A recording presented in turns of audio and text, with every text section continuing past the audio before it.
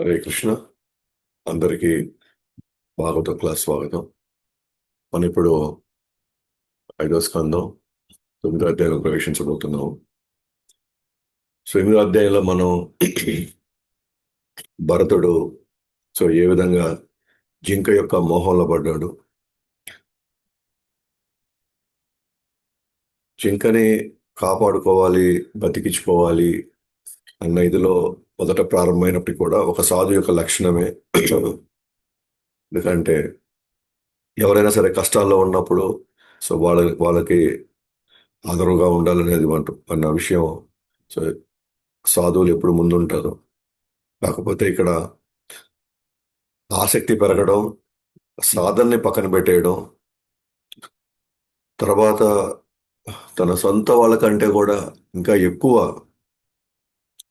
జింకని జింకని ఆ, ఊహించుకోవడం, అది ఆ, చాలా పెద్ద పొరపాటు జరిగింది తన జీవితంలో.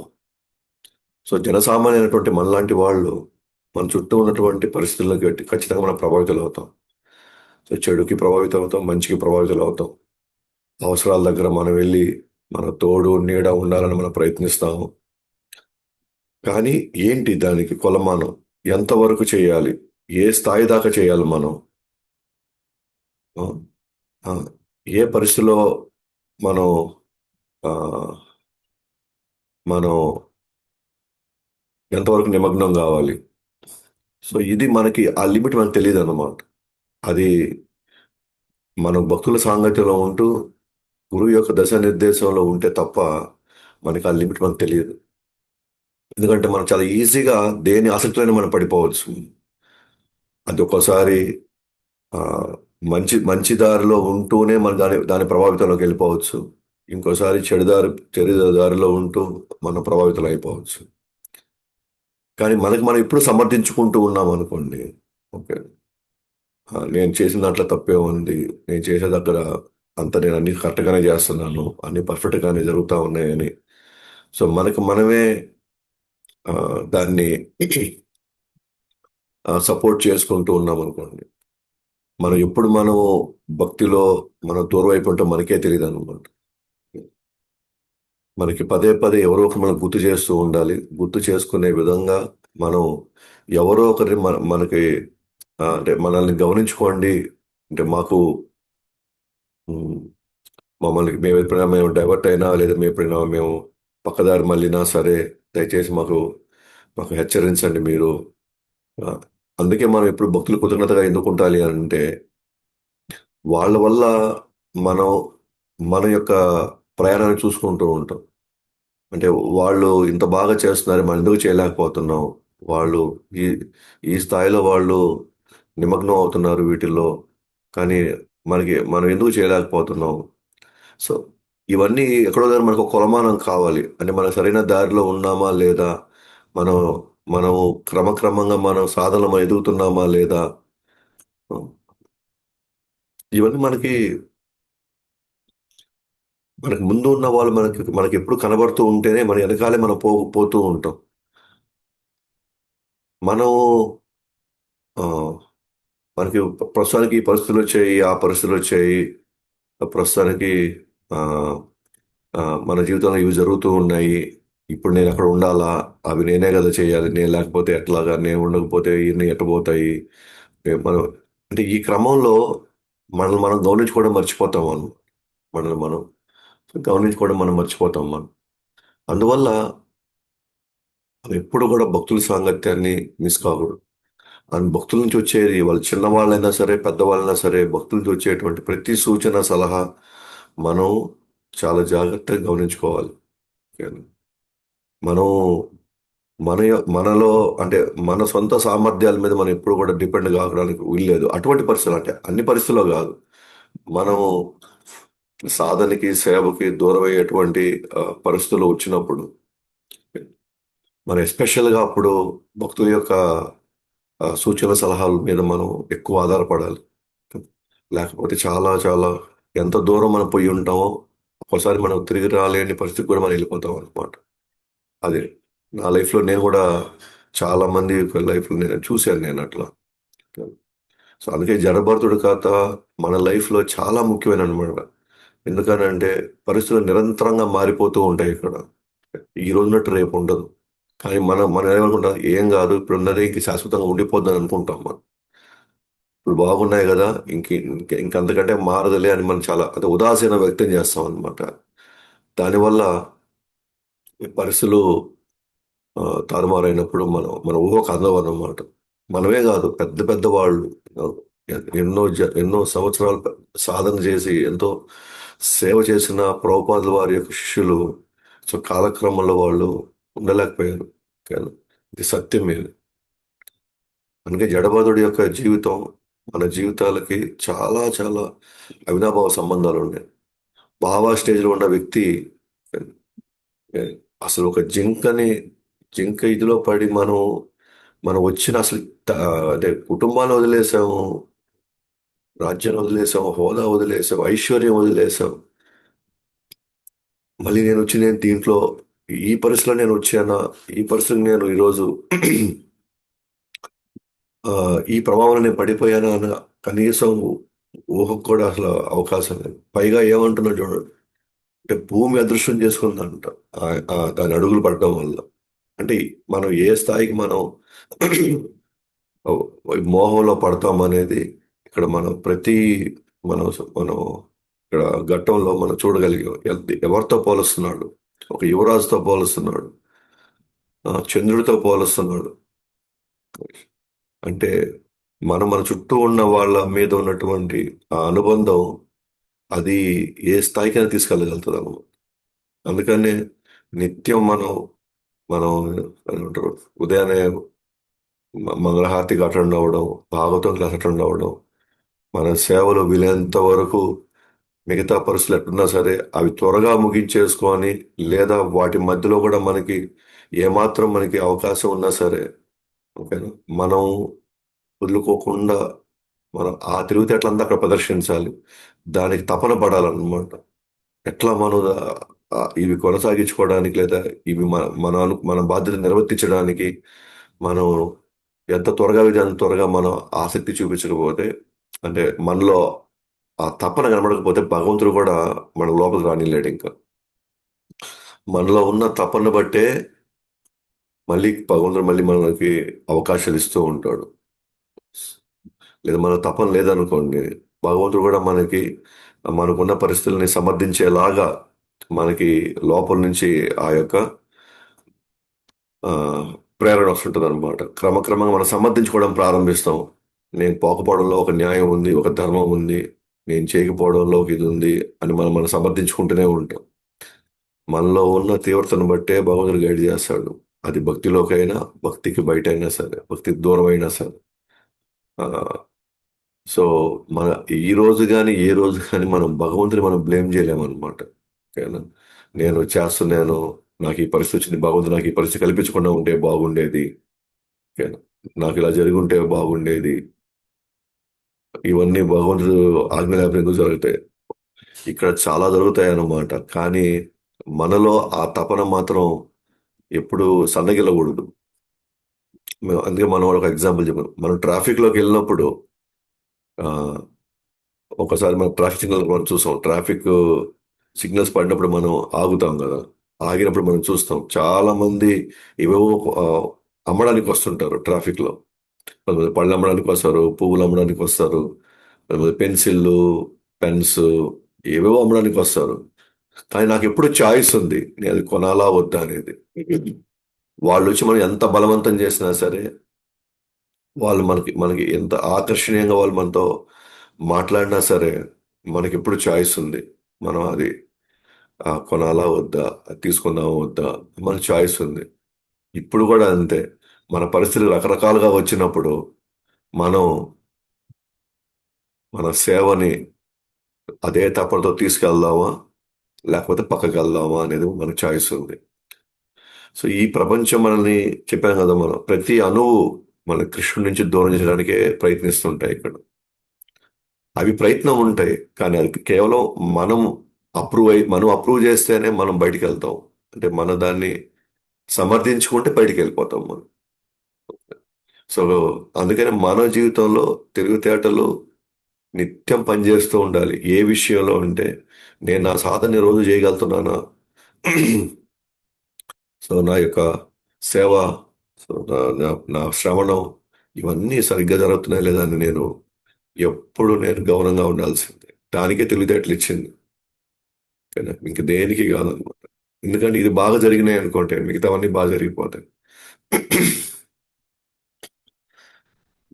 సో కాబట్టి భరతుడు ఆఖరి క్షణంలో జింకని తలుచుకోవడం వల్ల అది విలపిస్తున్నట్టు తాను చూడడం, తర్వాత తనకి మరణం రావడం, నెక్స్ట్ జన్మ జింక జన్మ ఎత్తడం. ఆ జింక జన్మలో కూడా తనకు భగవంతుడు ఇచ్చినటువంటి దయ ఏంటంటే తనకి అది గుర్తుండడం, గత జన్మ అంతా గుర్తుండడం. ఏ ఏ ఎలా తను ఈ జింక జన్మ ఎత్తాడో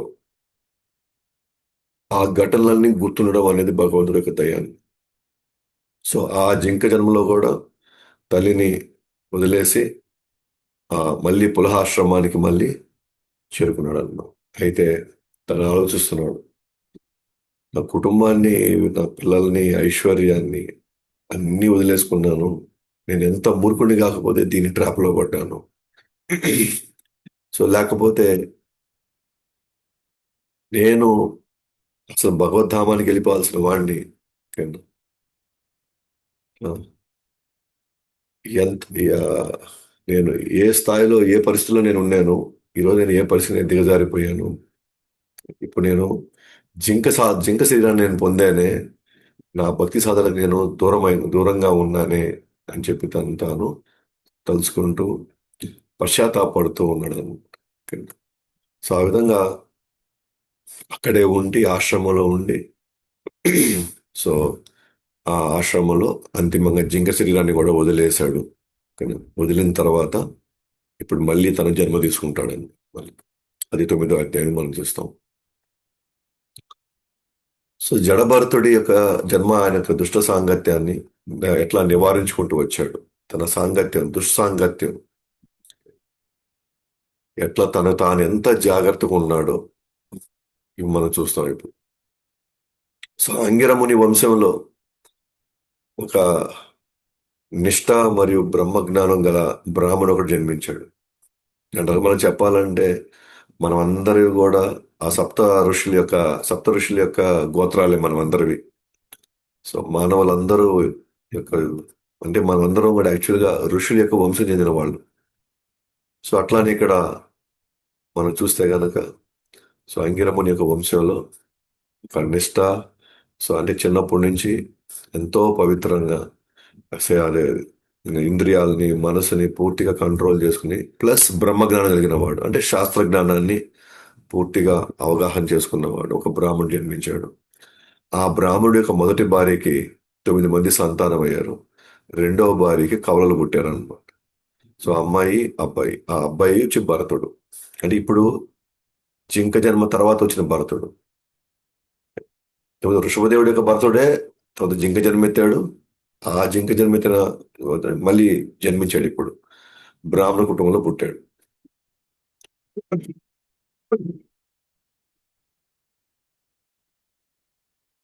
అయితే అయితే భరతుడికి ఇప్పుడు ఇప్పుడు పుట్టినటువంటి భరతుడు తనకి తనకి పూర్వజన్మ అంతా గుర్తుంది. అంటే జింక జన్మలోనే గుర్తుండేది కాదు, ఇప్పుడు మానవ జన్మ ఎత్తిన తర్వాత కూడా పూర్వజన్మ గుర్తుంది అనమాట. అంటే ఇప్పుడు భరతుడిగా తన రాజుగా ఉన్నది, తర్వాత పులహాశ్రమానికి వచ్చింది, పులహాశ్రమం నుంచి తర్వాత జింక యొక్క ఆలన పాలనలో ఉండడం, ఆ తర్వాత జింకను తలుచుకుంటూ చనిపోవడం, ఆ తర్వాత మళ్ళీ చనిపోయిన తర్వాత మళ్ళీ ఆ, జింక జన్మ తీసుకోవడం, ఆ జింక జన్మలో తాను మళ్ళీ పులహాశ్రమంలో వచ్చి మళ్ళీ పులహాశ్రమంలో మళ్ళీ జింక జన్మను వదిలేసి అంటే చనిపోయిన తర్వాత మళ్ళీ ఇప్పుడు పుట్టిన అంతవరకు మొత్తం గుర్తుంది అనమాట. కాబట్టి భగవంతుడి యొక్క దయ వల్ల జింక శరీరంలోనే కాదు ఇప్పుడు పుట్టినప్పుడు కూడా గత జన్మ తనకు గుర్తుందనమాట. కాబట్టి గత జన్మ సంఘటనల్ని గుర్తుపెట్టుకొని స్నేహితులు మరియు బంధువుల దుస్సాంగత్యాన్ని తన ఆధ్యాత్మిక ఎదుగుదలకు ఆటంకాలు ఆటంకాలు కాగలవని వారిని నివారించడానికి జాగ్రత్త పడ్డాడు. సో గతమంతా గుర్తుపెట్టుకున్నాడు. గత జన్మలు అన్ని గుర్తుపెట్టుకొని ఇప్పుడు స్నేహితులను కూడా బంధువులను కూడా దుస్సాంగత్యంగా తాను తలుచుకుంటున్నాడు. దుస్సాంగత్యం అంటే ఏంటి అని అంటే వాళ్ళు నన్ను కృష్ణుడి యొక్క ఆలోచన నుంచి వీళ్ళను దూరం చేస్తారు. వీళ్ళను కృష్ణుడి యొక్క సేవకు వీళ్ళను దూరం చేస్తారు. వీళ్ళ యొక్క మాటలు నన్ను కృష్ణుడిని తలుచుకోనీయకుండా మళ్ళీ భౌతిక ప్రపంచం సంబంధించిన అంశాల మీదే నాకు వీళ్ళను గుర్తు చేస్తారు. ఆ ఆ గుర్తు చేసే క్రమంలో వీళ్ళు నన్ను భౌతిక ప్రపంచం సంబంధించిన ఆలోచన గుర్తు చేసే క్రమంలో బహుశా నేను ఒక్క ఆలోచన దగ్గర నేను డైవర్ట్ అయినా సరే నేను ఎట్టుపోతానో నాకే తెలీదు. కాబట్టి వీలైనంత వరకు అసలు వీళ్ళతో నేను మాట్లాడకపోతేనే మేలు. ఎందుకంటే ఒక గొప్ప అవకాశాన్ని ఒక గొప్ప ఎంతో ఉన్నత స్థితిలో ఉన్న నేను ఒక చిన్న విషయానికి నేను 2 జన్మలు నేను ఎత్తాల్సి వచ్చిందే నేను ఇప్పటికి. ఇప్పుడు ఈ జన్మ కూడా నేను అయిపోతే నాకు తెలియదు, కానీ నా ప్రయత్నం మొత్తం నేను చేసే తీరుతాను. నా ప్రయత్నం అంతా కూడా నేను చేసే తీరాలి అని చెప్పి హైయెస్ట్ అలర్ట్ మోడ్లో ఉన్నాడు అనమాట సంఘాన్ని.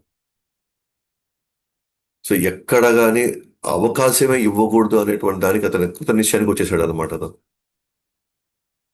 తన ఆధ్యాత్మిక ఎదుగుదలకి వీళ్ళు ఆటంకాలు అవుతారేమో. మనం చూస్తుంటాం కదా, మన మన పరిసరాలు, మన ఇంట్లో చుట్టుపక్కల పరిసరాలు మనం చూస్తూ ఉంటాం. జపం చేసినా సరే, మనం గుడికి వెళ్తున్నా సరే, మన సేవకి వెళ్తున్నా సరే, మనల్ని నిరుత్సాహపరిచే వాళ్ళు, మనల్ని డిస్కరేజ్ చేసే వాళ్ళే ఎక్కువ మంది ఉంటారు. అక్కడ ఏం పని, ఇంత టైం ఏం చేస్తున్నారు, ఇప్పుడే మనకు అవసరమా ఈ జపం అంతా? ఓకే, రకరకాలుగా రకరకాలుగా. ఓకే, ఇప్పుడే అంత వయసు ఏమైపోయిందని, ఏం అందరికి చూపించాలా, మనం మనం మనం మనం తిలకం పెట్టుకోవడం అందరికి తెలియాలన్నా మనం భక్తులం అని. ఓకే. ఆ, ఆ, ఇన్ని ప్రతి రోజు వెళ్తున్నాం కదా, ఈ ఒక రోజు మనం సినిమాకి వెళ్తే ఏమైంది, ఈ ఒక రోజు మనం ఆ, కొంచెం సరదాగా అట్లా గడపడానికి అయితే ఏమైంది. ఓకే. మనం చూసుకుంటే మన జీవితాల్లో డెఫినెట్ గా మనకి బంధువులు స్నేహితులు ఉన్నప్పుడు ఆటోమేటిక్గా ఆ సంబంధాల కోసం మనం ఎన్నో ఫంక్షన్స్, ఎన్నెన్నో కార్యక్రమాలు, ఎన్నెన్నో ఉమ్, అదే పరిస్థితులు వస్తాయన్నమాట. అంటే ఒకరితో ఒకరు ఉండడానికి అవన్నీ తప్పేం లేదు. చక్కగా అవన్నీ నిర్వర్తించుకోవచ్చు వాడి పని. కానీ అలర్ట్గా లేకపోతే మాత్రం ఏ సంఘటన అయినా ఎప్పుడైనా సరే ఎక్కడైనా సరే మనం ఎన్నో జన్మల తర్వాత దొరికినటువంటి ఈ అవకాశం, ఏది ఈ మానవ జన్మ దొరికింది. ఇట్లా మనం ఎన్ని జింక జన్మలు ఎత్తామో, మనం ఎన్ని ఇట్లా జంతువులు, పక్షులు, మానవులు ఎన్ని జన్మలు ఎత్తామో మనకే తెలియదు ఇప్పుడు వరకు. మనం ప్రతి దగ్గర మనం డైవర్ట్ చేసి సాంప్రదాయాల పేర్లతో కావచ్చు, లేకపోతే ఇది ఇది కులం పేరుతో కావచ్చు, మతం పేరుతో కావచ్చు, లేకపోతే ఒక ప్రాంతం పేరుతో రకరకాల రూల్స్, రకరకాల రెగ్యులేషన్స్, ఎన్నెన్నో ఆచారాలు, ఎన్నెన్నో ఉమ్, సాంప్రదాయాల రూపంలో భగవంతుడికి భగవంతుడి దగ్గరయ్యే ప్రతి క్షణం ఏదో ఒక అంశం మనల్ని దూరం చేస్తూనే ఉంటుంది. మన పుట్టినరోజులంటే, మరణించిన రోజులంటే, పెళ్లి రోజులంటే, ఎన్ని ఎన్ని రకాలుగా మనం భగవంతుడి నుంచి మనం ఫోకస్ తప్పుతున్నాం అనేది మనం గమనించుకోవాలి. Yeah. అందుకనే వర్ణాశ్రమ ధర్మం వేరు, భాగవత్ ధర్మం వేరు. వర్ణాశ్రమ ధర్మంలో మన స్థితిని, మనం ఉండేటువంటి స్వభావాన్ని బట్టి భగవంతుడు మనకి కొన్ని సంప్రదాయాలు ఇచ్చాడు, కొన్ని ఆచారాలు ఇచ్చాడు, కొన్ని ధర్మాలు మనం పాటించమన్నాడు. ఎస్, ఎందుకంటే మన శరీరం వచ్చింది కాబట్టి ఆ శరీరం తగినట్టుగానే వర్ణాశ్రమ ధర్మం ఉంది. కానీ మనం ఈ వర్ణాశ్రమ ధర్మానికి అతి మూలమైనటువంటి భాగవత ధర్మం ఫోకస్ కృష్ణ సెంటర్లో పెట్టుకొని బంధుత్వాల్ని స్నేహితుల్ని లేదా మనకు వచ్చేటువంటి అనేక సాంప్రదాయపరంగా మనం చేయాల్సిన ఏ కార్యాలైనా సరే కృష్ణుడి సెంటర్గా పెట్టుకొని మిగతావన్నింటినీ అల్లుకోవాలి మనం. కృష్ణుడి సెంటర్గా లేడనుకోండి, మిగతావన్నీ అల్లుకునేవన్నీ మనల్ని మన జీవితం యొక్క లక్ష్యం నుంచి మనల్ని వేరు చేస్తాయి అన్నమాట, దూరం పెడతాయి మనల్ని. ఇది 100% అవుతుంది. అందుకే వర్ణాశ్రమ ధర్మం కూడా మాయే మనకి ఒక విధంగా. వర్ణాశ్రమ ధర్మం కూడా అది కూడా మాయే మనకి. అంటే నేను మగవాణి కాబట్టి ఒక ధర్మము, ఆడవాళ్ళు కాబట్టి ఒక ధర్మం, ఎన్నెన్నో ధర్మాలు వస్తాయి మనకి ఇక్కడ.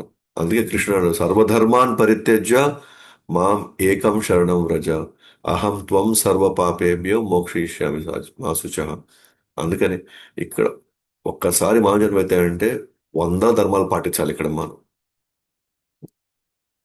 తల్లి ధర్మం, కూతురు ధర్మం, భార్య ధర్మం, అన్న ధర్మం, తండ్రి ధర్మం, ఎన్ని ధర్మాలు కాబట్టి అన్ని ధర్మాలు ఉన్నాయి ఇక్కడ. ఆ ధర్మాలు పాటించాలి అనే కృతనిశ్చయంతో ఉన్నాం అనుకోండి, మన కృష్ణుడు చేసే సేవ, కృష్ణుడికి సంబంధించినటువంటి భాగవత ధర్మానికి మనం దూరం అయిపోతాం మనం.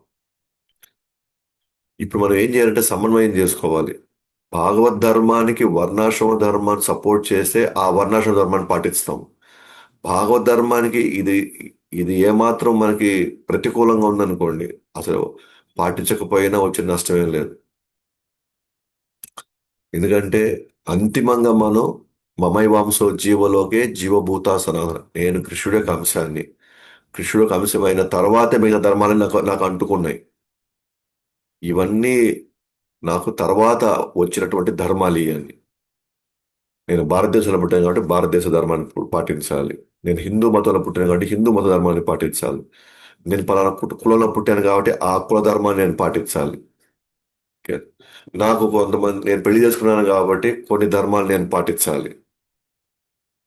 నాకు పిల్లలు పుట్టారు కాబట్టి కొన్ని ధర్మాలు నేను పాటించి, ఇట్లా మనం ధర్మాల మీద ధర్మాలు పెరుగుతూ పెరుగుతూ పెరుగుతూ వెళ్తూనే ఉంటాయి ఇవి.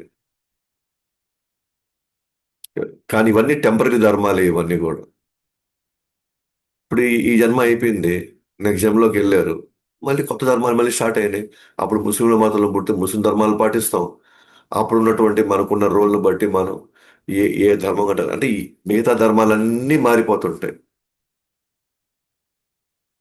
ఈ జన్మలో నేను బ్రాహ్మణుడిగా పుట్టాను కాబట్టి బ్రాహ్మణకు సంబంధించిన పాటించాలి.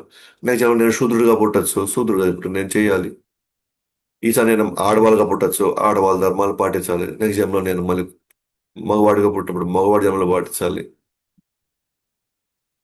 మిగతావన్నీ మారిపోతుంటాయి ఇవన్నీ.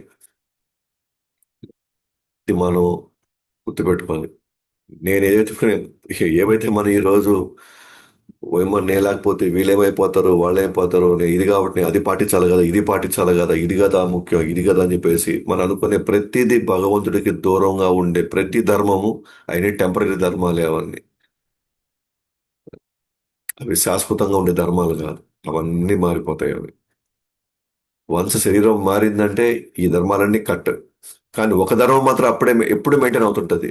నేను కృష్ణుడి యొక్క అంశం అన్న ఆ ధర్మం మాత్రం, ఆ బంధం మాత్రం అది మారదు. మనకు కుక్క జన్మెత్తినా, పంది జన్మెత్తినా, రేపు పురుగు జన్మెత్తినా అది మాత్రం మారదు. అందుకని ఇక్కడ వారందరిని నివారించడానికి వాళ్ళతో కనీసం మనం మాటలు కూడా పెట్టుకోకూడదు. వాటిలో కనీసం వాళ్ళు ఉన్నారని మనం కనీసం మన అవగాహనలో కూడా రాకూడదు అని జాగ్రత్త పడడం. ఎందుకంటే నేను ఏ స్థితిలో ఉన్నవాడిని, ఏ స్థితిలో నేను పడిపోయాను అనేది తను వేధిస్తా ఉంది తను ఇప్పుడు కూడా నిత్యం. నేను గోలోకంలో ఉండాల్సిన వాడిని, నేను అనవసరంగా ఈ ట్రాప్లోకి నేను పడ్డాను అని తాను ఒక పక్క పశ్చాత్తాపడుతూ బాధపడుతూ, రెండోది ఎవరితో ఎటువంటి సంబంధం నాకు అవసరం లేదు. ఇక్కడ సంబంధం అంటే భౌతికమైనటువంటి సంబంధాలు నాకు అవసరం లేదు, ఆధ్యాత్మిక సంబంధాలు కావాలి నాకు. నన్ను నిత్యం కృష్ణుని గుర్తు చేసే వాళ్ళతో సంబంధం నాకు కావాలి.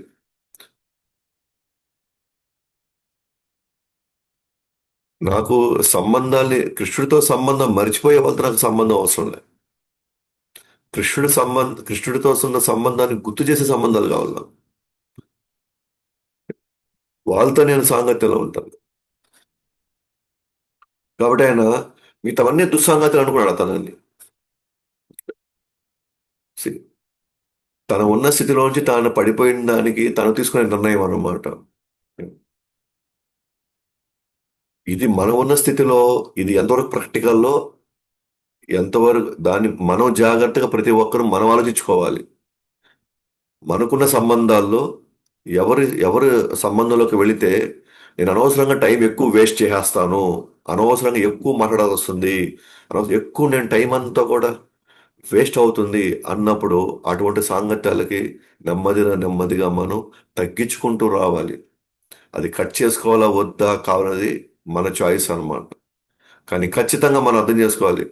వీళ్ళతో మాట్లాడితే అనవసరంగా వాళ్ళ గురించి వీళ్ళ గురించి మాట్లాడాల్సి వస్తుంది. నా టైం అంతా వేస్ట్ అయిపోతుంది.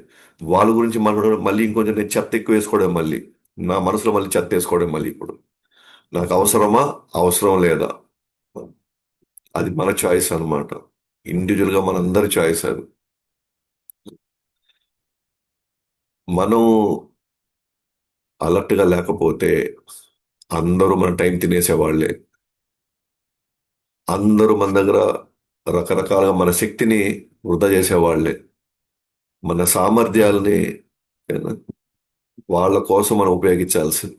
ఇవన్నీ కృష్ణుడి కోసం ఇవ్వాల్సిన మనము వీటికి ఇచ్చి ఆ తర్వాత తలరాత మారలేదు, నా జీవితం ఇట్టే అయిపోయింది, నేను జీవితం అంతా వాళ్ళకి ఇంత చేశాను అంత చేశాను అట్ట చేశాను ఇట్ట చేశానని తర్వాత మనం లబో దిబో కొట్టుకున్నా కూడా మనకి టైము ఎవరికైనా సరే 24 గంటలే. ఒక్కసారి పోయిన టైం మళ్ళీ రాదు మనకి.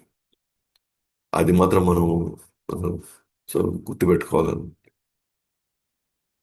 సో సో ఈయన అంత అలర్ట్గా ఉన్నాడు ఆయన మనకి.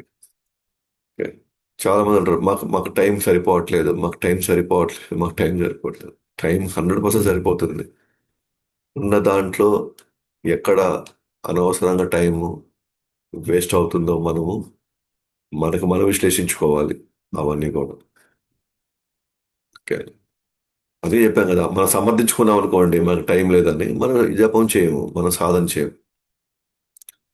మనం ప్రతిదానికి మనం ఒక ఎక్స్క్యూజ్ చెప్పేసి పోతూ ఉంటాం అంతే. ఎక్స్క్యూజ్ చెప్పడం వల్ల నష్టం మనకే. ఎవ్వరు నష్టపోరు ఇక్కడ. ఓకే. దానికంటే కూడా ఎలా పెంచుకోవాలి, దానికి ఉన్న ఆటంకాలు ఏంటో మన జీవితంలో మనమే దాన్ని ప్రాపర్గా మనం చూసుకోవాలన్నమాట.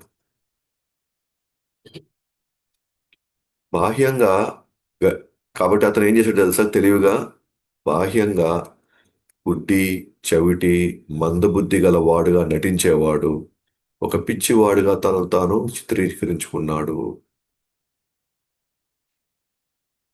గుడ్డివాడు అంటే అర్థం ఏంటి? చూసినా కూడా చూడనట్టుగా వెళ్ళిపోయేవాడు. చెవిటివాడు అంటే ఏంటి? వాళ్ళు ఎన్నో మాట్లాడతారు, అసలు లోపల కూడా ఎక్కించుకోవడం అనమాట. అందరి మధ్యలో ఉన్నట్టే ఉంటారు, కానీ అసలు ఏమి వింటారు. ఇక్కడ ఆసక్తి పెట్టుకుంటే వింటాం, ఆసక్తి లేకపోతే చెవులు ఉన్నంత మాత్రాన అన్ని లోపలికి వెళ్ళవు. మనం కూడా ఎంతో మంది మధ్యలో మనం ఉంటాము, కానీ మన పరధ్యానం ఎక్కడో ఉందనుకోండి, వాళ్ళు ఏం చెప్పినా మనకు అది అడుగుతాం, ఏం చెప్పారు మళ్ళీ ఒకసారి చెప్పండి అంటాం మనం. అంటే లోపల చెవులేం తెరిచే ఉన్నాయి, వాళ్ళ మధ్యలోనే ఉన్నాం, శబ్దమే వస్తా ఉంది, కానీ మనలో అసలు మనం అసలు వినలే వాటిని, ఎందుకంటే మన ఆసక్తి వేరే దగ్గర ఉన్నప్పుడు. అంటే మనం ఎవరి గురించి ఆలోచించామనుకోండి, అప్పుడు ఆటోమేటిక్గా వాళ్ళు చెప్పేది మనం వినము. కాబట్టి అన్ని లోపలికి వెళ్తాయని గ్యారంటీ లేదు. మన ఆసక్తి ఎక్కడ ఉంటుందో అవే లోపలికి వెళ్తాయి. కాబట్టి ఇతను ఒక మందబుద్ధిలాగా, అంటే అది ఏందో, అంటే ఒక ఆసక్తి లేని వాడుగా చెప్పినా కూడా వీడికి అర్థం కాదు, వీడు వీడు వీడి తెలివి తక్కువ వాడు అన్నటువంటి ఇంప్రెషన్ ఇచ్చాడు అనమాట ప్రపంచానికి. ఎందుకంటే అప్పుడే కదా వీళ్ళు ఎవరు పట్టించుకోరు అతన్ని. అప్పుడే కదా వీడు పనికి రాని వాడు, వీటితో చెప్పినా వేస్ట్, మనం ఎందుకు మన టైం వేస్ట్ చేసుకోవాలని వాళ్ళు అనుకోవాలి అట్లా. సో అట్లా అనుకున్నప్పుడు నా మీద ఎవరు ఇంట్రెస్ట్ చూపించరు, నా మీద ఎవరు ఇంట్రెస్ట్ చూపించకపోతే నా సమయం అంతా నేను కృష్ణుడి కోసం నేను వేచించవచ్చు. జనరల్గా మనం జనరల్గా మన యొక్క ఆలోచన ఏంటంటే ప్రపంచంలో వాళ్ళ ఇంట్రెస్ట్ అంతా నా మీద నేను ఎట్ట కల్పించుకోవాలని మనం తాపత్రయపడుతుంటాం మనం. ఆ గుర్తింపు మనం చాలా తెలివైన వాళ్ళుగా వాళ్ళు అనుకోవాలని ఆ, మనం చాలా అందమైన వాళ్ళుగా చాలా డబ్బున్న వాళ్ళుగా మనకు హోదా ఉన్న వాళ్ళుగా మనం చిత్రీకరించాలనుకుంటాం లేకపోయినా చెప్పుకుంటాం మనం. ఎందుకంటే వాళ్ళందరూ వాళ్ళ దృష్టి అంతా నా మీదే ఉండాలి అని. నేనే సెంటర్ అవ్వాలి అక్కడ. నేను చెప్పిందే జరగాలి.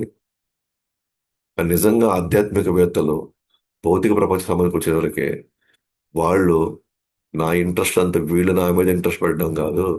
వీళ్ళు నా మీద ఇంట్రెస్ట్ పెడితే నా టైం అంతా వీళ్ళు తినేస్తారు. కాబట్టి వాళ్ళని ఎంత దూరంగా ఎంత జాగ్రత్తగా అవసరం మేరకు ఎంతవరకు సంబంధం కావాలో ఎంతవరకు మాట్లాడాలో అంతవరకు నేను మాట్లాడుకుంటాను. కానీ భక్తులతో అయితే లేదా ఎవరైతే కృష్ణుడి మీద ఆసక్తి ఉందో నేను వాళ్ళ మీద టైం ఎక్కువ పెట్టుకుంటాను. నా ఇంట్రెస్ట్ అంతా వాళ్ళ మీద నేను చూపిస్తాను అనుకుంటే వాళ్ళు అన్ని కాలాల్లో వాళ్ళు అలర్ట్గా ఉంటారు. మనం ఏం చేస్తామంటే అందరి దృష్టిలో మనం తెలివైన వాళ్ళగా ఉండాలని మనం చిత్రీకరించుకుంటాం. ప్రతి ఒక్కరు నన్ను గుర్తించాలి, ప్రతి ఒక్కరు నన్ను ఆదరించాలి అని మనం విపరీతంగా తాపత్రయపడుతుంటాము. కానీ జడభరతుడు మాత్రం యాక్చువల్గా తను తెలివైన వాడే. గుడ్డి మంచి కళ్ళు ఉన్నాయి, బాగా వినికుడు ఉంది, తెలివైన వాడు, అన్నీ ఉన్నాయి. ఇవన్నీ నేను ప్రదర్శిస్తే వీళ్ళందరూ నా టైం తీసేసుకుంటారు. వీళ్ళందరూ నా నా యొక్క ఆ, శక్తిని రకరకాలుగా ఉపయోగిస్తారు వీళ్ళంతా. నాకు అవి చేసి పెట్టవా, నాకు ఇవి చేసి పెట్టవా, అవి నాకు చూసి పెట్టవా, నాకు ఆ సమయం అంతిస్తావా, నేను ఇక్కడికి రావాలనుకుంటున్నా, నువ్వు ఇక్కడికి వస్తావా. రకరకాలుగా సంబంధాల్లో ఆల్రెడీ నేను ఒక చిన్న పొరపాటు చేసి గతంలో జింక గురించి ఒక్క క్షణం ఆలోచించి నేను ఈ స్థాయికి పడిపోయాను. ఒక్కరితో అన్ని వదులుకొని నేను మళ్ళీ ఆ తప్పు చేయదలుచుకున్నాను. నేను మళ్ళీ వీళ్ళందరితో మళ్ళీ నేను సంబంధాలు పెట్టుకొని వీళ్ళందరూ నన్ను గుర్తించాలా, వీళ్ళందరూ నా మీద వీళ్ళు ఓకేనా, నా మీదే ఆధారపడాలా, నేనే సెంటర్ అవ్వాలి.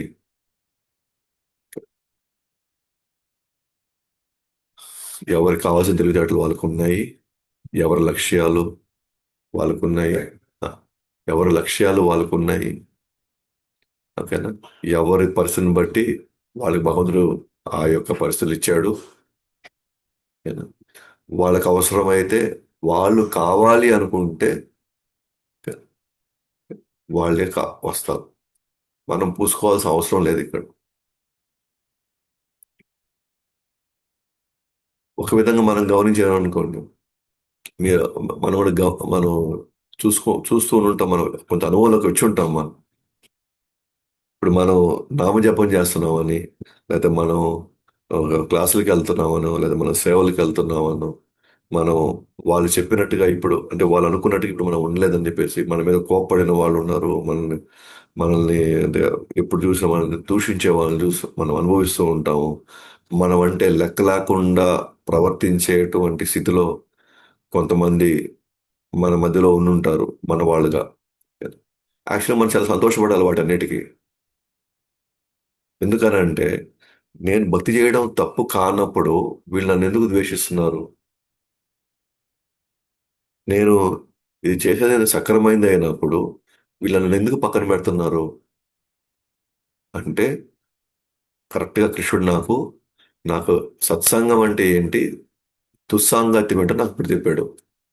నేను మంచి పని చేసినప్పుడు నన్ను ఎంకరేజ్ చేసేవాడు నాకు మాకు మంచి వాళ్ళు, నా వాళ్ళు, నా మంచి కోరేవాళ్ళు వాళ్ళు. నేను మంచి చేస్తున్నప్పుడు దాన్ని డిస్కరేజ్ చేసే వాళ్ళంతా ఎవరు అసలు. కానీ మన దురదృష్టం ఏంటి అని అంటే వాళ్ళు నాకు వాల్యూ ఇవ్వట్లేదు కాబట్టి నేను సేవనైనా పక్కన పెడతాను. వాళ్ళని అనుకుంటారు కాబట్టి నేను క్లాసులకు రాలేను. వాళ్ళు వాళ్ళ సర్కిల్లోకి వెళ్ళినప్పుడు నన్ను తక్కువగా చూస్తారు కాబట్టి నేను అంటినట్టుగా వస్తుంటాను, పోతుంటాను నేను. మనం ఇటువంటి ఆలోచనలు ఉన్నంత వరకు అంటే మన ఆసక్తి బయటే ఉంది. 99.9% మన ఆసక్తి బయటే ఉంది. కృష్ణుడి మీద లేనే లేదు అసలు అది. ఓకేనా? మన ఆసక్తులన్నీ బయట ఉన్నాం. మనం బయట జస్ట్ వేషం వేసుకున్నాం అంతే. నేను చేసింది మంచిదైనప్పుడు అది నేను నమ్మితే నిజంగా నేను చేసేది మంచి అని నేను గాని నమ్మితే నాకు భయం ఉండకూడదు. నేను ఎక్కడైనా మాల్ చేయగలగాలి. ఎవరి మధ్యలోనే నేను మాల్ చేయగలగాలి. ఎక్కడైనా సరే నేను తిలకం పెట్టుకొని పోగలగాలి. ఎక్కడైనా సరే నేను ఈ భక్తి సంబంధించినటువంటి ఆ సూత్రాలు నేను పాటించే తీరాలి. నేను అది నమ్మితే నిజంగా నా అంతర్గతంగా నేను నమ్మితే నేను ఎందుకు భయపడాలి ఎవరి గురించి అయినా సరే. రేపు వాళ్ళు నా తర్వాత వీళ్ళు మారుస్తారా వీళ్ళు? రేపు నాకు బాగలేకపోతే వీళ్ళు వచ్చి నా పక్క నుంచి నాకు సేవ చేస్తారా వీళ్ళు? నేనెందుకు అంత సమయాన్ని అంత అవకాశం నేను ఎందుకు ఇవ్వాలి? మనం నిజంగా ఆ ఒక నగర కీర్తనకి వెళ్తున్నాం అనుకోండి, ఏమో ఊరోళ్ళంతా చూసుకుంటే నన్ను ఏమనుకుంటారు, అది పబ్లిక్ ఇదైతే వీళ్ళంతా కానీ వచ్చి నా గురించి ఆలోచిస్తే నేనేమైపోతాను అని ఆలోచించి అంటే మాత్రం 99.9% ఇంకా మనం భక్తే స్టార్ట్ చేయలేం. ఇంకా మనం అంటే పునాది ఏంటి అని అంటే నేను నమ్మింది నిజమని మనం నమ్మినప్పుడు నేను ఎవరి మధ్యలో నేను ఉండగలుగుతాను. నేను ఏమైనా చేయగలుగుతాను. నేను నిజమని నమ్మితే అది. నమ్మకపోతే నేను ఇంకా కృష్ణుని నమ్మట్లేదు. అలా చేయకపోతే నేను ఇంకా కృష్ణుని నమ్మనట్టే. నేను ఇంకా బయట నేను రకరకాల వేషాలు వేసుకుంటున్నాను నేను. అనేక వేషాల్లో భక్తి కూడా ఒక వేషం అవుతుంది అప్పుడు. నా తలరాతను మార్చేవాడు, నిత్యం నాతో పాటు ఉండేవాడు, నా యొక్క ఆ, ఆలనా పాలన చూసేవాడు, ఎవరునా లేకపోయినా నాతో తోడుగుండేవాడు. భగవంతుడి గురించి మన వాళ్ళని మనం కన్విన్స్ చేయలేకపోతే మన కుటుంబ సభ్యుల మధ్యలో కూడా ఇంకా నేను అట్లా నేను ఇట్లా నేను అది నేను ఇది అని అంటే మనం ఆ, ఆ, మనల్ని మనం మోసం చేసుకుంటున్నట్లయితే ఓకే, దానికి ఎవరేం చేయలేము ఇంకా. ఇక్కడ జడభరతుడు ఏం చేస్తాడో మనం చూడొచ్చు. ఓకే. తనకు అన్నీ ఉన్నా కూడా పర్వాలేదు, నన్ను పిచ్చివాడు అనుకున్నా వాళ్ళు పర్వాలేదు, నన్ను మందబుద్ధి గలవాడు అని అనుకున్నా పర్వాలేదు, నాకు కావాల్సింది కృష్ణుడు. అంతకు మించి నాకు ఇక్కడ అవసరం లేదు. వీళ్ళంతా ఈరోజు వస్తే రేపు పోయేవాళ్ళు కాబట్టి నేను నేను ఈ విధంగా నేను ఉంటాను అని తను జాగ్రత్త పడుతున్నాడు అన్నమాట. కాబట్టి ఎప్పుడైతే ఆ విధంగా తను ప్రవర్తించడం ప్రారంభించాడో ఓకేనా. ఇప్పుడు తండ్రి ఉన్నాడు, బ్రాహ్మణుడు తండ్రి, తల్లి, తాత, మొదటి భార్య సంబంధించిన సంతానం ఉన్నారు, వాళ్ళంతా అన్నలు అంతా ఉన్నారు. అయితే తండ్రి తన ధర్మం తను పాటించాలి కదా. కాబట్టి తండ్రి ఏం చేసేవాడు, తనకి నేర్పించడానికి ప్రయత్నించేవాడు బ్రాహ్మణుడిగా. సో కొన్ని సంప్రదాయాలు, కొన్ని ఆచారాలు, సో కొన్ని మంత్రాలు, ఆ, ఆ, వాళ్ళ యొక్క ఏమంటారు సదాచారం అన్ని నేర్పించడానికి ప్రయత్నించేవాడు. కాబట్టి గృహస్థాశ్రమకు భరతుడు పనికిరాడు అని గ్రహించిన తన తండ్రి ప్రేమతో బ్రహ్మచారి జీవనానికి తగిన సంస్కారాలు నేర్పించాడు. ఎందుకంటే గుడ్డివాడిగా, చెవిటివాడిగా, మందబుద్ధివాడుగా తన సొంత తల్లిదండ్రుల దగ్గర తను అట్లా ప్రవర్తించాడు. ఎందుకంటే ఏ మాత్రం తల్లిదండ్రులు ప్రదర్శిస్తే మళ్ళీ తీసుకొని వచ్చి నన్ను మళ్ళీ బ్రాహ్మణుడు చేసి మళ్ళీ ఇంకొక దారి నాకు అంటగడతారు వీళ్ళు, మళ్ళీ నన్ను పోయి పెళ్లి చేసుకోమంటారు, మళ్ళీ పోయి ఇదంతా పోయి నా వల్ల కాదు ఇదంతా. బెటర్ నేను పిచ్చివాడుగా, నాకు తెలియలేని వాడుగా ఒక విషయం 10 సార్లు చెప్తే గాని వీటికి అర్థం కాదు అన్నటువంటి ఆ స్థాయిలో తాను ఆ స్థాయిలో అతను జీవించాడు అనమాట అతను. కానీ అతను ఏమనుకున్నాడు, ఇటువంటి వాడు ఎట్లా ఇంకా గృహ జీవనానికి పనికిరాడు వీడు, కాబట్టి అట్లీస్ట్ బ్రహ్మచారిగా ఇంక తర్వాత జీవితకాలం బ్రహ్మచారిగా ఉండడానికి కావాల్సిన ఏవైతే కొన్ని మినిమం కొన్ని కొన్ని మనం ఆచరించాలో పాటించాలో వాటి వరకైనా మనం నేర్పించాలి కదా, ఎందుకంటే తండ్రిగా నా ధర్మం కదా అది అని చెప్పి తాను నేర్పించడం ప్రారంభించాడు. చూడండి, ఎక్కడ కొంచెం ఇబ్బందులైనా కొంచెం ఇతను గృహస్థ జీవితం పనికిరాడు అంటే బలవంతంగా పెళ్లి చేయట్లే వీళ్ళంతా. పెళ్లి చేసుకోవాల్సిందే, పెళ్లి చేసేయాల్సిందే. అది లేదు. మా ఈస్ట్లో ఉన్నవాడు నెక్స్ట్ ఆ అమ్మాయి బాధపడుతుంది, ఆ కుటుంబం బాధపడుతుంది. వీడు రేపు పెళ్లి చేస్తే మిగతా వాళ్ళంతా ఇబ్బంది పడతారు. అట్టయితే వాడు పెళ్లి చేసుకోకపోయినా పర్వాలేదులే, వాడు ఇట్లా ఉంటేనే తన కర్మకి ఏదో జరుగుతుంది, తన కర్మ ఏదో తను తీర్చుకుంటాడు అన్న పాయింట్లో ఉన్నారు వాళ్ళ తల్లిదండ్రులు. తండ్రి బాధ్యత కనుక నేర్చుకోవడానికి ఆసక్తి చూపని తన తండ్రికి తన కుమారుడికి కేవలం శుద్ధి చేసుకునే ఆచరణను మాత్రమే ఉపదేశించాడు. ఇతనిలో ఆ, ఇతను జీవిస్తున్నాడు, పిచ్చివాడుగా జీవిస్తున్నాడు, మందబుద్ధివాడుగా జీవిస్తున్నాడు. కాబట్టి తండ్రి మినిమం ఎంతవరకు నేర్పించాలో ఎక్కడ వదలలేదు. వీడి పిచ్చివాడు వదిలేండి అంటే కాదు, తన తన బాధ్యత తాను నిర్వర్తించాడు. మ్యాక్సిమం ట్రై చేస్తున్నాడు అనమాట. అదే మనం ఎప్పుడు డిస్కస్ చేస్తాం, మన వాళ్ళని మ్యాక్సిమం ప్రయత్నిస్తూ ఉండాలి వాళ్ళ భక్తిలోకి తీసుకురావడానికి. పోనీ వాళ్ళు ఏ ఏ స్థాయిలో ఉంటే ఆ స్థాయి వరకైనా మనం కష్టపడాలి వాళ్ళకి నేర్పించడానికి. అది మనకి ఒకసారి పిల్లలు భక్తిలోకి వచ్చి తల్లిదండ్రులు భక్తిలోకి రారు. అప్పుడు ఆ పిల్లల బాధ్యత అన్నమాట ఆ తల్లిదండ్రుల్ని భక్తులు చేయడానికి. పిల్లల బాధ్యత అప్పుడు. తల్లిదండ్రులు వస్తారు కానీ పిల్లలు రాలేరు, అప్పుడు తల్లిదండ్రుల బాధ్యత పిల్లల్ని తీసుకురావడానికి. ఒకసారి భర్త రాగలుగుతాడు కానీ భార్య రాలేకపోవచ్చు, అప్పుడు భర్తది బాధ్యత భార్యను తీసుకురావాలి. ఒకసారి భార్యకి భక్తురాలు అవ్వచ్చు కానీ భర్త రాకపోవచ్చు, అప్పుడు భక్తురాలు భర్తను ప్రయత్నించాలి భక్తులు తీసుకోవడం. అంటే ప్రతి దగ్గర మనం ఏ స్థానంలో ఉన్నా సరే, సో మన వాళ్ళని మనం తీసుకురావడానికి మన ఏమైనా ప్రయత్నాలు చేస్తూనే ఉండాల్సిందే మనం అవకాశం ఉన్నంత వరకు. ఓకే. కాబట్టి ఈయన కూడా తన సామర్థ్యం తను ఎంతవరకు నేర్చుకోగలుగుతాడో కనీసం బ్రాహ్మణుడికి శుద్ధి చేసేటువంటి మంత్రాలను నేర్చుకోవాలి కదా, శుద్ధి చేసే ప్రక్రియను నేర్చుకోవాలి కదా అని ఆచరణ నేర్పించాడు అనమాట. ఇది తండ్రి వద్ద ఒక మూర్ఖుడి వలె నటిస్తూ ఉపదేశించిన దానికి విరుద్ధంగా చేసేవాడు. తండ్రి ఒకటి చెప్తే అతను ఇంకోటి చేశాడు, ఎందుకంటే పిచ్చోడు కాదు తెలియాలి, మందబుద్ధోడు తెలియాలి. గాయత్రి మంత్రం నేర్పించడానికి ఎంత ప్రయత్నించినా కూడా విఫలమయ్యాడు.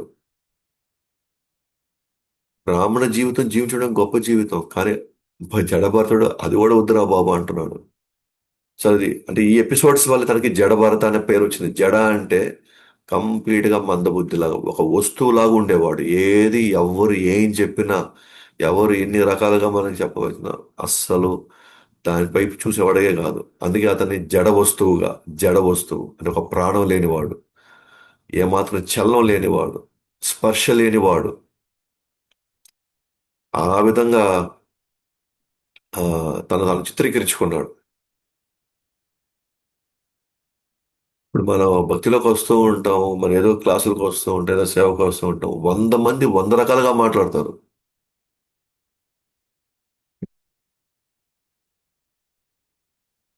అక్కడ మనం జడ పదార్థాలు కేర్ కూడా చేయకూడదు వాటిని. చాలా మంది వచ్చేసి ఏమ్మా ఈసారి ఈ మధ్య ఇట్లా రావట్లేదు, ఏం ప్రభు ఈ మధ్య ఈ విధంగా రావట్లేదు అంటే, మా వాళ్ళు ఇట్లా అనుకుంటున్నారండి, మా వాళ్ళు అట్లా అనుకుంటున్నారండి, మా వాళ్ళు ఇలా చేస్తున్నారండి అలా చేస్తున్నారండి. సో మనం కూడా చేయగలిగింది ఏం లేదు. సో వీళ్ళు చిత్రీకరి ఈయన తండ్రి దగ్గరే మూర్ఖుడిలాగా ఉపదేశం ఆయన చెప్తే ఈయన విరుద్ధంగా. ఇప్పుడు ఆయన అన్నాడు అనుకోండి, ఇదిగో నాయన ఇది ఆచరణ పాత్ర ఉంది, ఇదిగో నీళ్ళని మనం ఈ విధంగా మనం తీసుకోవాలా, ఈ విధంగా తీసుకొని ఓం కేశవాయ నమః, ఓం నారాయణ నమః, ఓం మాధవాయ నమః, ఈ విధంగా మనం తీసుకొని ఇదిగో ఈ విధంగా మనం తీసుకున్నప్పుడు ఆయన ఓం నారాయణ నమః అంటే ఆ, తను నేర్చుకునే క్రమంలో ఫస్ట్ ఓం మాధవాయ నమః అన్నాడు. వాళ్ళ లేదు ఓం నారాయణ నమః ఫస్ట్ అన్నా. సరే సరే మళ్ళీ ఓం మాధవాయ నమః అన్నాడు. అటు 4-5 సార్లు చెప్పగానే వాళ్ళ వీడికి ఎక్కదు ఇదంతా, ఇంక వీడు మూర్ఖుడు వీడు. గాయత్రి మంత్రం వేసడానికి ప్రయత్నించాడు. నోరు తిరగనట్టుగా అతను చూసేవాడు. అంటే వీళ్ళ ఫోకస్ ఎవ్వరూ నా మీద ఉండకూడదు. వీళ్ళు ఏమాత్రం కొద్దిగా ప్రదర్శించినా సరే వీళ్ళ రూట్ మార్చేస్తారు వీళ్ళు. కృష్ణుడి మీద ఉన్న నా ఆసక్తి తగ్గిపోతుంది. నా లక్ష్యాన్ని మళ్ళీ నేను కోల్పోతాను. ఆ తర్వాత ఏదో ఉద్యోగం అంటారు, తర్వాత ఏదో మళ్ళీ పెళ్ళి అంటారు, మళ్ళీ ఆడిగో ఇది అంటారు, ఇది అంటారు. ఇంక నన్ను నా నా కృష్ణుడికి ఇవ్వాల్సిన టైం నేను మళ్ళీ కోల్పోతాను. ఆల్రెడీ ఒకసారి నాకు ఆ యొక్క అనుభవం ఉంది అని చెప్పి అనుకుంటాడు. శుద్ధిగా ఉండడం, వేదాధ్యయనం, నియమాలు, గురుసేవ, యజ్ఞం వంటి బ్రహ్మచారి కార్యములు నేర్పించడానికి ప్రయత్నించినా ఓడిపోయాడు. వాళ్ళ తండ్రి ఎంతో ప్రయత్నించాడు అనమాట ఇవన్నీ నేర్పించడానికి, కానీ విఫలమయ్యాడు. ఎందుకంటే ఇతను నేర్చుకుంటే కదా లోపల నుంచి. ఇతను నేర్చుకుంటే కదా. నేను నేర్చుకుంటే ఒక డేంజర్ ఉందని ఇతను భావించాడు.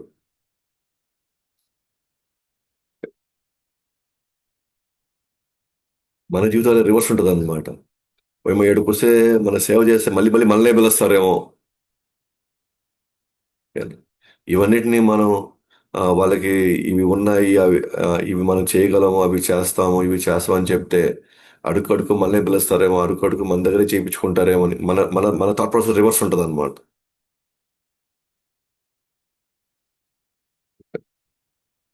అందుకే మనం అంటున్నట్టుగా వచ్చినట్టుగా మనం వచ్చేసిపోతూ ఉందాము. మన పైనే మనం ఉన్నాము. అప్పుడు మనల్ని గురువు భక్తులు వాడుకోకపోతే ఈ సమాజం మనల్ని బాగా వాడుకుంటుంది. మనల్ని ఏ స్థాయి దాకా వాడుకుంటుంది అంటే మన కృష్ణుడు గుర్తు రానికుండా వాడుకుంటుంది. కృష్ణుడు గుర్తు రానియకుండా వాడుకున్నాడు అని అంటే మినిమం టు మినిమం కొన్ని వేల జన్మలు మళ్ళీ ఎత్తాల్సిందే మనం. సో మనం ఎవరి చేత వాడబడాలి అనేది మందే చాయిస్ మళ్ళీ. ఇవన్నీ కథలు కాదండి, ఇవన్నీ ఇది నిజంగా జరిగిన చరిత్రలు ఇవన్నీ. దయచేసి భాగవతంలో ఉన్న ప్రతి అంశం, ఓకేనా, ప్రతి విషయం కూడా మనం కృష్ణుడు మన దొరికిన ఈ అదృష్టం, కృష్ణ భక్తి చేసుకునే అదృష్టం ఏదైతే దొరికిందో, ఓకేనా, దాన్ని ఏ స్థాయిలో మనం కాపాడుకోవాలి, ఏ స్థాయిలో మనం ఆ భక్తిని పెంచుకోవాలి అన్న విషయాలు భగవంతుడు ఒక భక్తుడిని మన కోసం వాడుకున్నాడు. మన కోసం ఒక భక్తుడి యొక్క జీవితాన్ని మన కోసం పణంగా పెట్టాడు.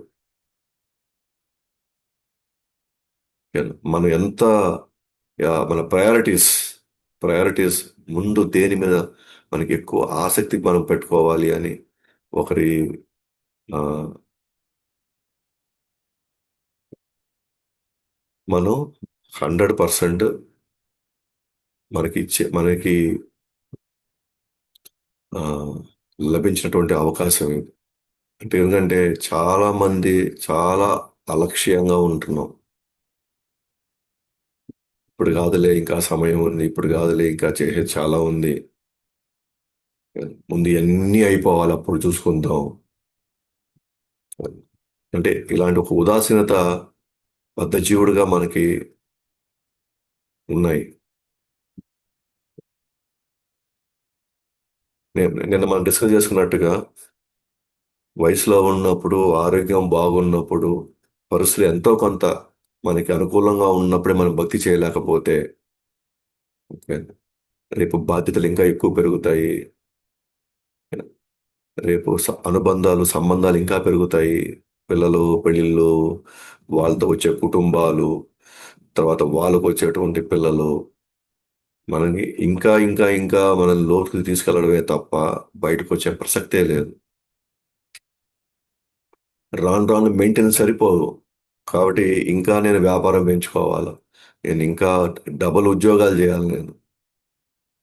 అలాంటి పరిస్థితుల్లో ఇప్పుడే నేను చేయలేకపోతే, ఇప్పుడే నేను జాగ్రత్తగా ఉండకపోతే భవిష్యత్తు అనేది కేవలం కళ. 99% భవిష్యత్తు అనేది లేదు. భవిష్యత్తులో ఏం జరుగుతుందో ఎవ్వరూ కనీసం మన ఊహకు కూడా లేదు. మన మధ్యలో వాళ్ళకి, మనతో పాటు ఉన్న వాళ్ళకి ఏం జరిగినా మనం గందరగోళం అయ్యే పరిస్థితుల్లో మనం వీటన్నిటి మధ్యలో ఎన్నో మళ్ళీ ఒడిదుడుకులు వస్తాయి మనకి. ఇవన్నీ ఎట్లా కాపాడుకోగలుగుతాం, ఎట్లా నిలబెట్టుకోగలుగుతాం, అనుక్షణం మనం ఎలా అలర్ట్గా ఉంటాం మనం. చాలా జాగ్రత్తగా ఆలోచించుకోవాలి మనం. ఆలోచించుకోండి ఒకసారి, క్లాస్ అయిన తర్వాతైనా ఆలోచించండి ఒకసారి. మన ఆలోచనలు కరెక్ట్గా వెళ్తున్నాయా, మన డైరెక్షన్ కరెక్ట్గా వెళ్తుందా, మన చుట్టూ ఉన్న వాళ్ళ యొక్క ప్రభావం ఎలా ఉంది, మన పరిస్థితులు ఏ విధంగా మనల్ని ఎటువైపు తీసుకెళ్తున్నాయి మనల్ని. మనకు కూడా మన టైం ఇవ్వకపోతే ఎవరు టైం ఇస్తున్నట్టు మనం. మన వేరే వాళ్ళకి ఇచ్చే టైము ఆ, మనకి ఏ విధంగా ఉపయోగం ఉంది మనకి. సో కాలక్రమంలో బ్రాహ్మణ తండ్రికి మరణించాడు. తల్లి సతీ సగమనం కారణంగా పెద్దమ్మ సంరక్షణలోకి వచ్చాడు ఇప్పుడు. సో తండ్రికి సమయం వచ్చింది, ఆయన చనిపోయాడు. ఒక విధంగా చెప్పాలంటే తండ్రి ఉండడం వల్ల తను ఏదో ఒక విధంగా తను పాపం చూసుకుంటూ ఉండేవాడు. మిగతా వాళ్ళంతా వీడ వీడు తెలియలేనివాడు, వీడు పిచ్చోడు, వీడు మూర్ఖుడు అని అందరూ నిత్యం తనని అవమానిస్తూ, దూషిస్తూ, అవహేళన చేస్తూ ఉండేవారు. కానీ తండ్రి పాపం కొడుకుని కాపాడుకుంటూ వచ్చేవాడు. మ్యాక్సిమం కానీ అలాంటి తండ్రి ఇప్పుడు మరణించాడంటే ఇంకెంత దారుణంగా ఉంటాయి చూడండి ఇంక పరిస్థితులు అతనికి. ఇంకా తల్లి కూడా అప్పుడున్న పరిస్థితుల్లో తండ్రి చనిపోయాడు కాబట్టి తల్లి కూడా ఆమె ఆ ఆ మంటల్లో ఆమె కూడా ఆమె ప్రాణాలు తీసేసుకునేది. ఇప్పుడు పెద్దమ్మ ఉంది. ఈ ఇప్పుడు భరతుడు వాళ్ళ సంరక్షణలోకి వెళ్ళాడు. రేపు మనం చూస్తాము వాళ్ళ అన్నలు అతన్ని ఏ విధంగా ఆ, తనని వాడుకున్నారు, తను ఎన్ని రకాలుగా తనకి ఆ, ఇబ్బందులు కలుగజేశారు, తన్ని ఎంత నీచంగా చూసేవాళ్ళు. దానికి భరతుడు ఏమని ప్రతిస్పందించాడు, ఎలా ప్రతిస్పందించాడు, అది మనం రేపు చూస్తాం క్లాస్లో.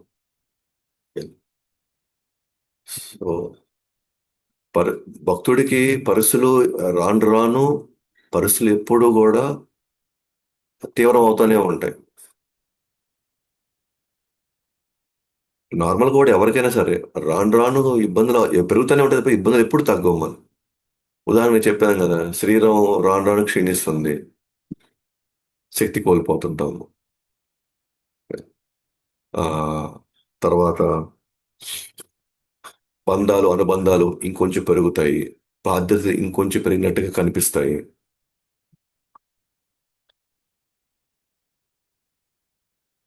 పోను పోను వాటన్నిటిని తట్టుకునే దానికే మనం ఇప్పటి నుంచి ఆధ్యాత్మిక శక్తి పెంచుకోవాలి మనం. ఇప్పటి నుంచి ఆధ్యాత్మిక శక్తి పెంచుకోవాలి. ఆధ్యాత్మిక శక్తి పెంచుకోకపోతే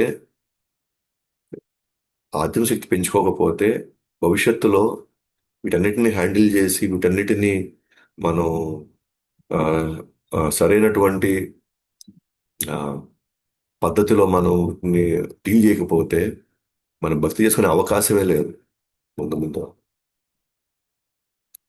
సో అందువల్ల మీరు చూడొచ్చు భరతుడి యొక్క పరిస్థితి ఇంకా దారుణం అయిపోద్ది అనమాట ఇప్పుడు ఇంకా నెక్స్ట్.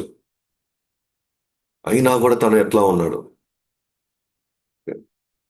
సో వ్యవసాయాత్మిక బుద్ధి ఏకేహ కృణన, ఒకే లక్ష్యం మీద ఉన్నాడు అంతే. దయచేసి భవిష్యత్తులో అన్నీ సెటిల్ అయిపోతాయి, భవిష్యత్తులో మనం ఇంతకంటే బాగా భక్తి చేసుకోగలుగుతాము, ఇంతకంటే మనం బ్రహ్మాండంగా మనం సెటిల్, మనం ప్రశాంతంగా ఉండగలుగుతామని మాత్రం ఆలోచించుకోకండి. ఈ రోజు తయారైతే రేపు మనం ఉండగలుగుతాం. ఈ రోజు మనం తయారు కాకపోతే భవిష్యత్తులో మనం ఉండే ప్రసక్తే లేదు. సో మిగిలింది మనం రేపు చూస్తాం. గ్రంథరాజ్ శ్రీమద్ భాగవతం की जय, जगद्गुरु श्रील प्रभुपाद की जय, अनंत कोटि वैष्णव वृंद की जय, जय गौर प्रेमानंद।